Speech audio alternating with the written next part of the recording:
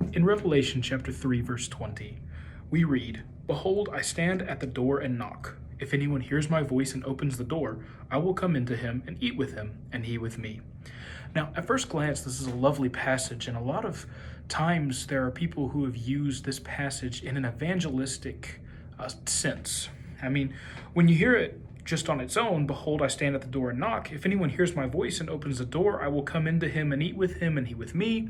This being sound like Jesus saying, hey, if you hear my voice and you listen to me and you open the door, I will be with you and you will be with me. And that's a lovely thing to have with us. However, this verse is in Revelation chapter 3, and in context, this verse is being given to the church in Laodicea.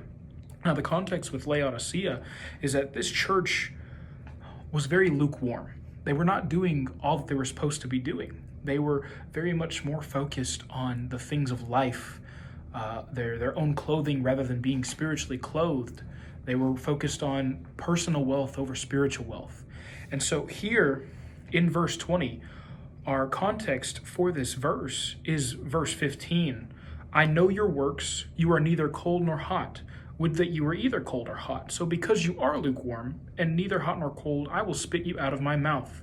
For you say, I am rich, I have prospered, and I need nothing, not realizing that you are wretched, pitiable, poor, blind, and naked. I counsel you to buy from me gold refined by fire, so that you may be rich, and white garments, so that you may clothe yourself, and the shame of your nakedness may not be seen, and salve to anoint your eyes, so that you may see. Those whom I love I reprove and discipline, so be zealous and repent." And then in verse 20, "Behold, I stand at the door and knock. If anyone hears my voice and opens the door, I will come into him and eat with him, and he with me." And so there is a happy tone to this. However, in context alongside it is the call for them to repent of their sins. The reason Jesus is knocking is not because he's trying to bring them to him, but because they've already left him.